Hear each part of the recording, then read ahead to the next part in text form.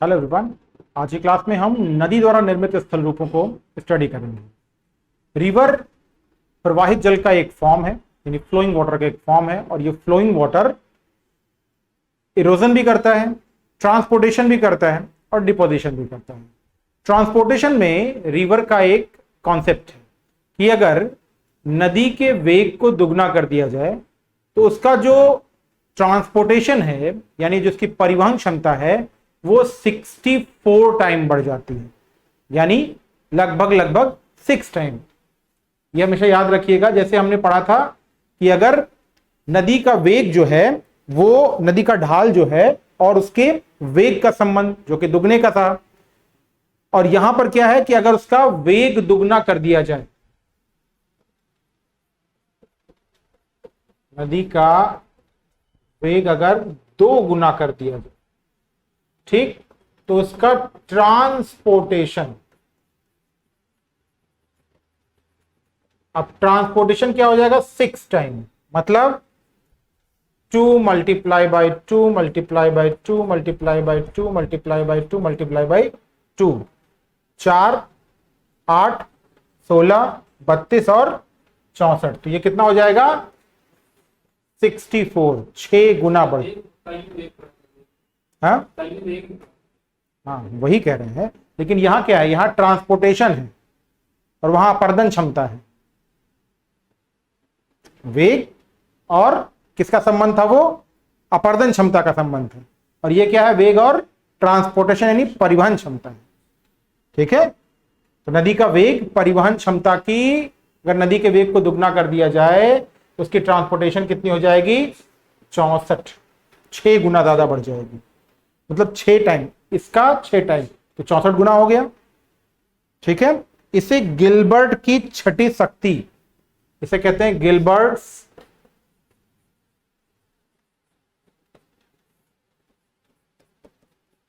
Six, term का नाम है sixth power law, sixth power law, यानी गिलबर्ट का छठी शक्ति का सिद्धांत।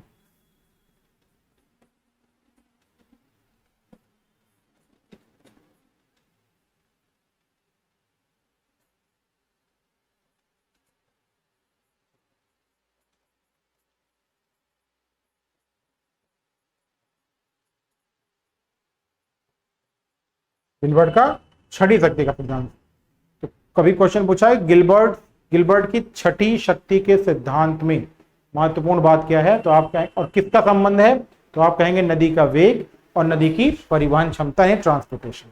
ठीक है, आगे बढ़ते हैं। अब इंपॉर्टेंट पॉइंट क्या है कि नदी के अपर्दन द्वारा निर्मित स्थल रूप,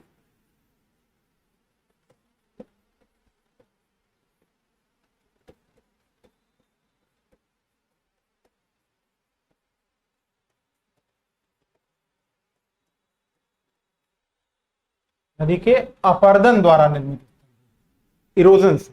ठीक है, अब पहले 1 2 3 4 लिख लेते हैं, इरोजन समझ में आ जाएगा। जैसे पहला, नदी घाटी का विकास, डेवलपमेंट ऑफ वैली। अब इस डेवलपमेंट ऑफ वैली में क्या होगा, आपको वी शेप वैली मिलेगी, ठीक, जिसमें हमने पढ़ा था कि गॉर्ज भी बनेगा, कैनियन भी बनेगा। ठीक, यानी घाटी की गहराई बढ़ेगी, हमेशा ध्यान रखिएगा, गहराई का बढ़ना, अभी चौड़ाई नहीं बढ़ेगी, ये हमेशा ध्यान रखिएगा। फिर क्या है इसका मतलब, अभी जो जल विभाजक होंगे, इसी बात को अलग ढंग से लिखा जाता है। ये तो एक सामान्य टर्म हुआ, लेकिन जब टर्म को थोड़ा कठिन करेगा तो लिखेगा कि जो जल विभाजक हैं, अभी फिगर से बता रहे हैं, जो जल विभाजक हैं यानी वाटर डिवाइडर है, वो वाटर डिवाइडर क्या होंगे, चौड़े होंगे। कैसे वाटर डिवाइडर चौड़े होंगे? बहुत आसान बात है। ये एक माउंटेन है, ये दूसरा है, ये तीसरा है। ठीक, रिवर का रूट क्या होगा? रिवर का रूट ये होगा या रिवर का रूट ये होगा। तो वाटर डिवाइडर यही तो है, दो जल क्षेत्रों को विभाजित कर रहे हैं, तो उनकी चौड़ाई क्या है? ज्यादा है। तो जब भी वी शेप वैली या घाटी की प्रारंभिक स्थिति हो जाएगी तो क्या होगा?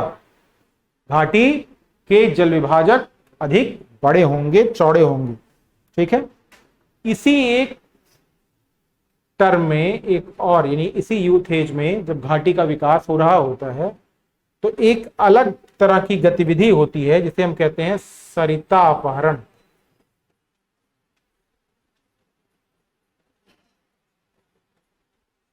ठीक है, या हिंदी में कहते हैं इसे रिवर कैप्चर। प्रश्न आएगा रिवर कैप्चर कैसे होता है या कब होता है, तो आप कहेंगे यूथ एज में। ठीक है, और यूथ एज में होने की कंडीशन क्या है? देखिए, मान लिया ये रिवर है, इस रिवर ने क्या किया, ये रिवर बह रही है और तभी यहां पर एक छोटी नदी का उद्भव होता है। ठीक, जो लगातार अपनी घाटी को क्या करती है? गहरा करती जाती है। अपनी घाटी को क्या कर रही है? गहरा कर रही है। अब इसकी घाटी इससे ज्यादा गहरी हो गई तो ये वाटर एक समय बाद स्लोप पाके क्या होगा? यहां से यहां आ जाएगा। तो इस नदी ए का इस नदी बी ने क्या किया? अपहरण कर लिया। ठीक है, सरिता अपहरण में सबसे महत्वपूर्ण बात यह होती है कि जरूरी नहीं कि बड़ी नदी का ही बड़ी नदी जो है वही अपहरण करे, यहां पर छोटी नदी भी अपहरण कर सकती है। और जिस नदी का गहराई तेजी से बढ़ेगा या जो नदी गहराई की तरफ बढ़ेगी वो दूसरी नदी का अपहरण बहुत आसानी से कर लेगी। ठीक है, और तरुणावस्था की पहचान है। इस पे किसका प्रभाव होगा सरिता अपहरण पे? एक तो संरचना, कि क्या ये दूसरी नदी तेजी से गहरा हो पा रही है कि नहीं हो पा रही है। अगर संरचना कठोर है तो तेजी से गहरा नहीं हो पाएगी। दूसरी खास बात, नहीं यूथ अवस्था में। ठीक, दूसरा कि नदी की जो गहराई होती है वो अधिक होती रहनी चाहिए, नदी की चौड़ाई नहीं बढ़नी चाहिए। ध्यान रखिएगा, सरिता अपहरण तभी होगा जब नदी की गहराई बढ़े, ना कि उसकी चौड़ाई। और इस पे उसका जो संरचना है बहुत महत्वपूर्ण है। फिर संरचना में जो स्थलीय भाग होना चाहिए वो कैसा होना चाहिए? वो मुलायम शैल का होना चाहिए, क्योंकि अगर शैल बहुत कठोर है तो गहराई बढ़ेगी नहीं, इसलिए जो गहराई है और दूसरी सरिता उसमें आना होगा वो नहीं आएगा। फिर नदी में बोझ की मात्रा कम होनी चाहिए, यानी उसमें सेडिमेंट क्या होना चाहिए? कम, क्योंकि सेडिमेंट अगर ज्यादा हो गया तो क्या होगा? अगर सेडिमेंट ज्यादा हो गया तो नदी की स्पीड तेज नहीं होगी, नदी की अपर्दन क्षमता कम हो जाएगी। तो नदी की अपर्दन क्षमता कम हो जाएगी तो गहराई नहीं बढ़ेगी, तो सरिता अपहरण की स्थिति। ठीक है, और अपर्दन बिना किसी रुके लगातार चलते रहना चाहिए। क्लियर? ये वी शेप वैली हो गया। आगे बढ़े। अब दूसरा अपरदनात्मक स्थल रूप है जिसे हम कहते हैं जलप्रपात और जलगर्तिका।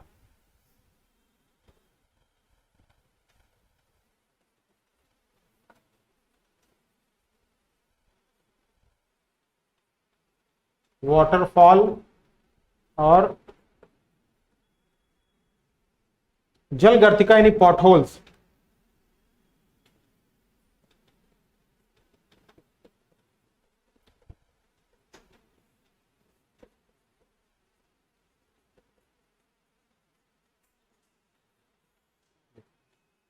दोनों में ही अलग अलग प्रक्रियाएं हैं। कैसे? देखो, जलप्रपात वहां बनेगा जहां पर जल ऊंचाई से गिर रहा हो।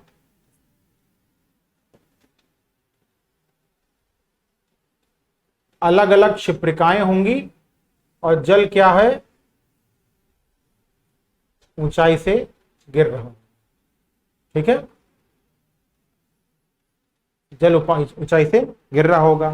वाटरफॉल की एक खास बात होती है कि ये स्थायी नहीं होगा।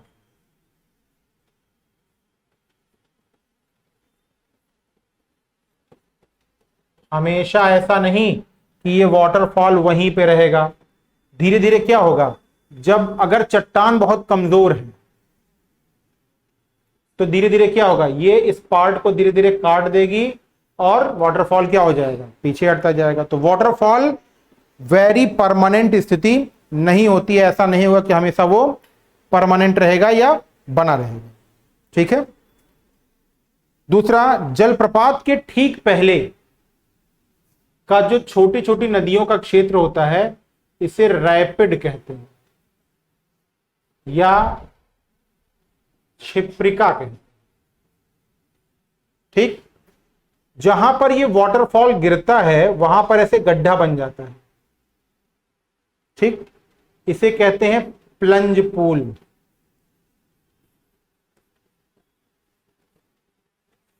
क्या कहते हैं,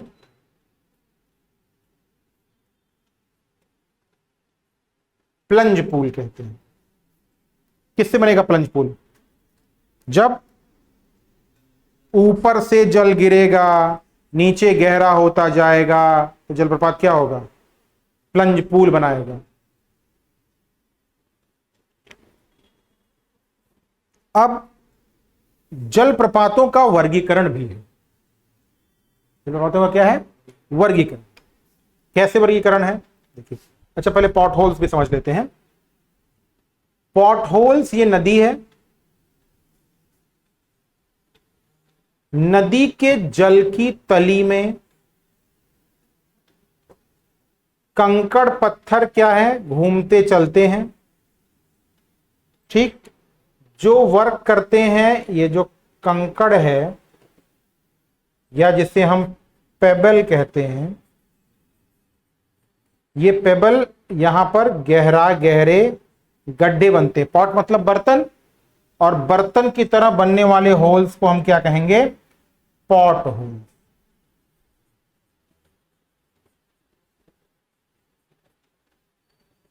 बात समझ गए। ये कैसे बनते हैं, ये ड्रिलिंग करके बनते हैं। आपको याद होगा पिछली क्लास में हमने पढ़ा था कि कुछ ऐसे कंकड़ पत्थर होते हैं सेडिमेंट के जो ट्रैक्शन से चलते हैं, यानी खींच करके, पानी उनको क्या करता है, खींच करके ले जाता है। दूसरा कुछ होते हैं जो उछल के यानी फुदक के चलते हैं। ये जो उछल के चलने वाले कंकड़ होते हैं, जो खींच वाले होते हैं, ये क्या करते हैं, नीचे इरोजन करते रहते हैं, जिससे किसका निर्माण होता है, जिससे पॉट होल्स का निर्माण होता है। क्लियर। और इससे पॉट होल्स होता रहेगा तो क्या होगा, नदी की गहराई बढ़ती रहेगी। क्या होगा, नदी की गहराई बढ़ेगी। ठीक है, तो नदी की गहराई, ये कहां मिलेंगे, अभी ये पॉट होल्स कहां मिल रहे हैं, ये सब यूथेज में। अभी ये भी यूथेज में है। अच्छा, कैसे इस बात को नहीं समझा जा सकता है, यूथेज में नदी की घाटी की गहराई ज्यादा होती है और मैच्योर में चौड़ी होती है, और पॉट होल्स क्या करते हैं, गहराई को बढ़ाते हैं। तो निश्चित रूप से पॉट होल्स कहां बनेंगे, यूथेज में बनेंगे।